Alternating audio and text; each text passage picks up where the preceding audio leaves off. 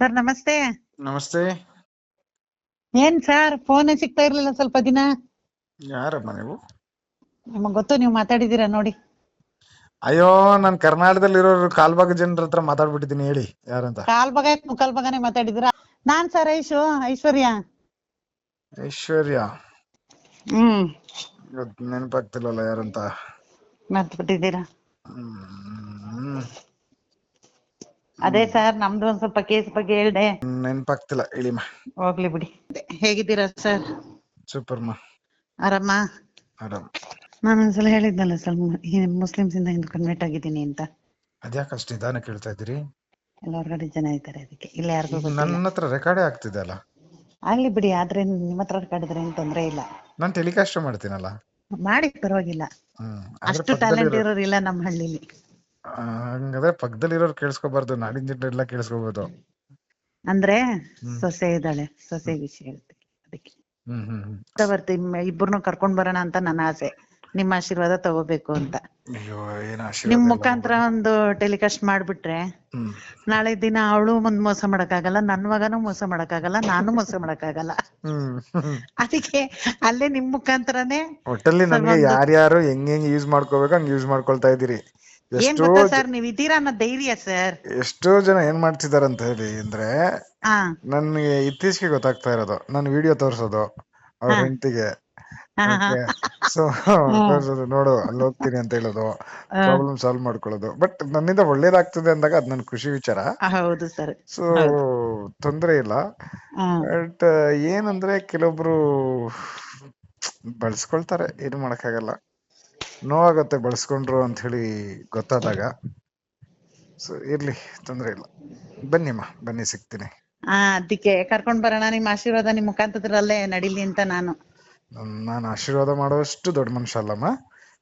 ಇರ್ಬೇಕು ಸರ್, ಚಿಕ್ಕವರಾಗ್ಲಿ ದೊಡ್ಡವರಾಗ್ಲಿ ನಿಮ್ಮಂತವ್ರ ಆಶೀರ್ವಾದ ಇಲ್ದೆ ನಾವ್ ಜೀವನ ಮಾಡೋದ್ ಬಹಳ ಕಷ್ಟ ಸರ್. ಅಯ್ಯಯ್ಯೋ, ನಿಮ್ಮಷ್ಟು ಟ್ಯಾಲೆಂಟ್, ನಿಮ್ಮಷ್ಟು ಬುದ್ಧಿ, ನಿಮ್ಮಷ್ಟು ಜನರಲ್ ನಾಲೆಜ್ ಯಾರ ಹತ್ರ ಇದೆ ಸರ್ ಈಗಿನ ಕಾಲದಲ್ಲಿ?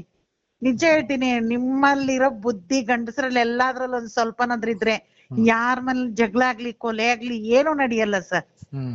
ಆರಾಮಾಗಿ ಜೀವನ ಮಾಡ್ಕೋಬಹುದು. ಅದೇ ನನ್ನ ಆಸೆ. ಅದಕ್ಕೆ ನಾವ್ ಲೈವ್ ಅಲ್ಲೇ ಕುತ್ಕೊಂಡು ಟೆಲಿಕಾಸ್ಟ್ ಮಾಡಿ ನಾವ್ ಮಗಳು ಅಂತ ಹೇಳ್ತಾ ಇದ್ದೀನಿ ಅವಳಿಗೆ, ಸೊಸೆನ ಮಗನ ಕರ್ಕ ಬಂದು ನಾನ್ ನಿಂತಲ್ಲಿ ಒಂದ್ ಲೈವ್ ಮಾಡಿ ನಾವು ಮೊಬೈಲ್ ಬಿಡ್ಬೇಕು ಅಂತಾನೆ ನನ್ನ ಆಸೆ. ಆಯ್ತಮ್ಮ, ಮಾಡೋಣ. ನಾನು ಅತಿ ಶೀಘ್ರದಲ್ಲಿ ಇನ್ನೊಂದ್ 3-4 ತಿಂಗಳಲ್ಲಿ ಅಂತ ಒಂದ್ ಶುರು ಮಾಡಿಸ್ತಾ ಇದ್ದೀನಿ. ಎಷ್ಟೋ ಜನ ಗಂಡಸರು, ಈವನ್ ಬರೀ ಗಂಡಸರು ಅಂತಾನೆಲ್ಲ, ಹೆಣ್ಮಕ್ಳು ಕೂಡ ಅಷ್ಟೇ, ಪಾಪ ದಿಕ್ಕಿಲ್ದಿರ ಏನೋ ಒಂದ್ ಜೀವನದಲ್ಲಿ ಗೊತ್ತಿದ್ದೋ ಗೊತ್ತಿಲ್ದಿರೋದು ಮಾಡ್ಕೊಂಡಿರೋ ತಪ್ಪಿಗೆ ಸೊ ಅವ್ರಿಗೊಂದು ನೆರವು ಇಲ್ದಿರ, ಅಂದ್ರೆ ಅವ್ರಿಗೊಂದು ಬೆನ್ನೆಲುಬಾಗಿ ಒಬ್ರು ಪಾರ್ಟ್ನರ್ ಇಲ್ದಿರ ಇದಾರೆ. ಸೊ ಅವ್ರಿಗೆಲ್ಲ ಒಂದ್ ಸ್ವಲ್ಪ ನೆರವಾಗ್ಲಿ ಅನ್ಬಿಟ್ಟು ಏನೋ ಮಾತಾಡ್ತಾ ಇದೀನಿ. ನಾನು ಇನ್ನೂ ಇದು ನಾಡಿನ ಜನರ ಹತ್ರ ಹೇಳಲಿಲ್ಲ. ಇದನ್ನ ಟೆಲಿಕಾಸ್ಟ್ ಮಾಡ್ಲೇನಮ್ಮ? ಮಾಡಿ ಸರ್, ಪರವಾಗಿಲ್ಲ. ಸೊ ಈ ಮೂಲಕ ಹೇಳ್ಬಿಡ್ತೀನಿ, ಯಾಕಂದ್ರೆ ಹೇಳಿರ್ಲಿಲ್ಲ. ಮಾಡಿ ಪರವಾಗಿಲ್ಲ. ಯಾಕಂದ್ರೆ ಈಗ ನಾನ್ ನಿಮ್ಗೆ ನೆನ್ಸ್ಕೊಂಡ್ ಕಾಲ್ ಮಾಡಿದ್ದೆ ಅಂದ್ರೆ ಇನ್ನೊಂದ್ 4 ಜನ ನಿಮ್ ನೆನ್ಕೊಂಡ್ ಕಾಲ್ ಮಾಡ್ಬೇಕು, ನಿಮ್ಮಿಂದ ಅವ್ರಿಗೂ ಒಳ್ಳೇದಾಗ್ಬೇಕು ಅಂತಾನೆ ನನ್ನ ಆಸೆ. ಈಗ ನಾನ್ ಮಾಡ್ತಾ ಇರೋ ಕೆಲ್ಸ ಸರಿ ಇದೆನಮ್ಮ? ಕರೆಕ್ಟ್ ಆಗಿದೆ ಸರ್. 100% ಅಲ್ಲ, 1000% ಕರೆಕ್ಟ್ ಸರ್. ಅದಕ್ ನಾನ್ ಜೈ ಅಂತೀನಿ. ಸರ್, ನನ್ಗೆ ಏನ್ ಗೊತ್ತಮ್ಮ ಆಸೆ, ಒಬ್ರೇ ಜೈ ಅನ್ನೋದಲ್ಲ. ನನಗೆ ಓಕೆ, ಈಗ ಹೆಣ್ಮಕ್ಳಿಗೆ ಕೆಲವೊಬ್ರಿಗೆ ಅವ್ರು ಮಾಡ್ತಾ ಇರೋಂತ ಹಗರಣಗಳನ್ನ ಎತ್ತಿಟ್ಟಾಗ ಅವ್ರಿಗೆ ಕೆಲವೊಬ್ರಿಗೆ ಹೌದು ನಾನ್ ಮಾಡ್ತಾ ಇರೋ ತಪ್ಪು, ವಿ.ಟಿ. ಸೂರ್ಯ ಅವ್ರು ಹೇಳ್ತಿರೋದು ಸರಿ ಇದೆ, ಅದಕ್ಕೆ ನಾವೇನಕ್ಕೆ ಇದ್ ಮಾಡ್ಬೇಕು ಅಂತ ಕೆಲವೊಬ್ರು ಸೈಲೆಂಟ್ ಆಗಿರ್ತಾರೆ. ಕೆಲವೊಬ್ರಿಗೆ ಕೋಪ ಅನ್ನೋದು ಬಂದೇ ಬರುತ್ತೆ. ಓಕೆ, ಅಯ್ಯೋ ಏನೋ ನನ್ನ ಅವತಾರಗಳೆಲ್ಲ ಕೋಪ ಬರುತ್ತೆ ಹೇಳಿ. ನೀವ್ ಇರೋ ವಿಷಯನ ಎತ್ತಿ ತೋರಿಸ್ತಿರಲ್ಲ, ಅದಕ್ಕೆ ಕೆಲವು ಹೆಣ್ಮಕ್ಳು ಕೋಪ ಬರುತ್ತೆ. ನೀವು ನಿಮ್ಮಿಂದ ಒಂದ್ ಗಂಡ್ಸಗ್ ಬುದ್ಧಿ ಬಂದು ಆ ಹೆಣ್ಣು ಜೀವನ ಮಾಡ್ತಾಳ ನೋಡಿ, ಅವಳಲ್ಲಿ ನಿಮ್ ಮೇಲ್ ಕೋಪ ಇರಲ್ಲ ಸರ್. ಯಾರು ಮಾಡ್ಬಾರ್ದ್ ಮಾಡ್ತಾರೆ, ನೀವು ಡೈರೆಕ್ಟ್ ಆಗಿ ತೋರಿಸ್ತೀರಾ ನೋಡಿ, ಅಂತವ್ರಿಗೆ ಸಹಜ ಸರ್. ತಪ್ಪನ ಎತ್ತಿ ನಿಲ್ಸಿ ತೋರಿಸ್ತವ್ರಿಗೆ ಕೋಪ ಇದ್ದೇ ಇರುತ್ತೆ ಸರ್. ಅವ್ರು ಮಾಡಿದ ತಪ್ಪಿಗೆ ನಾವ್ ಸರಿ ಅಂತ ನಾವ್ ಕೈ ಮಿಲಾಯಿಸಿದ್ರೆ ಅವ್ರಿಗದು ತಪ್ಪ ಅನ್ಸಲ್ಲ ಸರ್. ಆ ತರ ಜನ ಇನ್ ಕಾಲಾನೇ ಅಂತದ್ದು ಸರ್. ಟೆಲಿಕಾಸ್ಟ್ ಮಾಡಿ ಸರ್, ಏನ್ ತೊಂದ್ರೆ ಇಲ್ಲ. ಒಟ್ನಲ್ಲಿ ನಾನು ಅಲ್ಲಿಗೆ ಬಂದೇ ಬರ್ತೀನಿ, ನನ್ ಮಕ್ಕಳನ್ನ ಕರ್ಕೊಂಡ್ ಬಂದೇ ಬರ್ತೀನಿ ಸರ್ ನಾನು ಅಲ್ಲಿಗೆ. ಖಂಡಿತವಾಗ್ಲಮ್ಮ, ಖಂಡಿತವಾಗ್ಲೂ ಬನ್ನಿ. ಅದೇ ಆಸೆ, ನೀವ್ ಇನ್ನೂ ಮುಂದುವರ್ಸಿ ಸರ್. ನೀವ್ ಇನ್ನೊಂದೇನೋ ಹೇಳಿದ್ರಪ್ಪ, ಅದನ್ ತಂದೆ ತರ್ತೀನಿ ಅಂತ.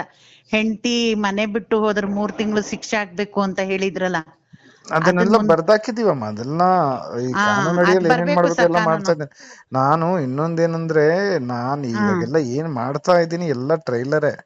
ಓಕೆ, ಸೊ ನಾನು ಇನ್ನೂ ಮೇನ್ ಪಿಕ್ಚರ್ ಇಳ್ದಿಲ್ಲ. ಅದ್ ಇಳಿಯೋಕೆ ಇನ್ನೊಂದ್ 6 ತಿಂಗಳಾಗತ್ತೆ. ಯಾಕಂದ್ರೆ ಇನ್ನೊಂದ್ 6 ತಿಂಗಳು ಆದ್ಮೇಲೆನೆ ಇದನ್ನೆಲ್ಲ ಏನೇನ್ ಮಾಡ್ಬೇಕು ಅಂತ ಹೇಳಿ ಮಾಡಕ್ ಆಗೋದು. ಸೊ ನಾನ್ ಏನೇನ್ ಮಾಡ್ತಿದೀನಿ, ಯಾರ್ಯಾರನ್ನ ಮಾತಾಡ್ತಾ ಇದ್ದೀನಿ, ಎಲ್ಲೆಲ್ಲಿ ಓಡಾಡ್ತಾ ಇದ್ದೀನಿ ಅನ್ನೋದು ಸೊ ಎಲ್ಲ ಜನರಿಗೆ ತೋರ್ಸ್ಬೇಕು. ಸೊ ಏನ್ ಸುಮ್ನೆ ಏನೋ ಒಂದ್ ಮಾತಾಡ್ತಾರೆ, ಏನೋ ಒಂದ್ ಇದ್ ಮಾಡ್ತಾರೆ.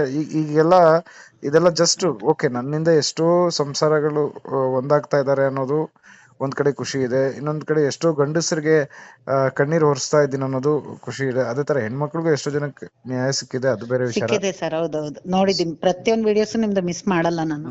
ಸೊ ಹಾಗಿರ್ಬೇಕಾದ್ರೆ ಸೊ ಇನ್ನು ಮಾಡೋದ್ ಕೆಲಸ ಬೇಜಾನಿದೆ. ಇದೆಲ್ಲ ಟ್ರೈಲರ್ ಅಷ್ಟೇ, ಇನ್ನು ಪಿಕ್ಚರ್ ಬಿ ಬಾಕಿ ಅಂದಂಗೆ. ಹೌದೌದು, ಅದು ಮಾಡ್ತೀನಿ. ಇನ್ನೊಂದ್ 6 ತಿಂಗಳು ಆಗುತ್ತೆ. ಅದ್ ಬರ್ಬೇಕು ಸರ್, ಮುಖ್ಯ ಅದ್ ಮೇನ್ ಬರ್ಬೇಕು ಸರ್. ಎಲ್ಲ ನಿಮ್ಮಂತ ತಾಯಿಂದಿರ ಆಶೀರ್ವಾದ ಇದ್ದಾಗ ಖಂಡಿತ ಇರುತ್ತೆ ಸರ್. ನಾನ್ ಅಂತ ಅಷ್ಟೊಂದು ದೊಡ್ಡೋಳಲ್ಲ, 38 years. ನನ್ನ ಆಶೀರ್ವಾದ ಯಾಕೆ ಸರ್ ಕೇಳ್ತೀರಾ?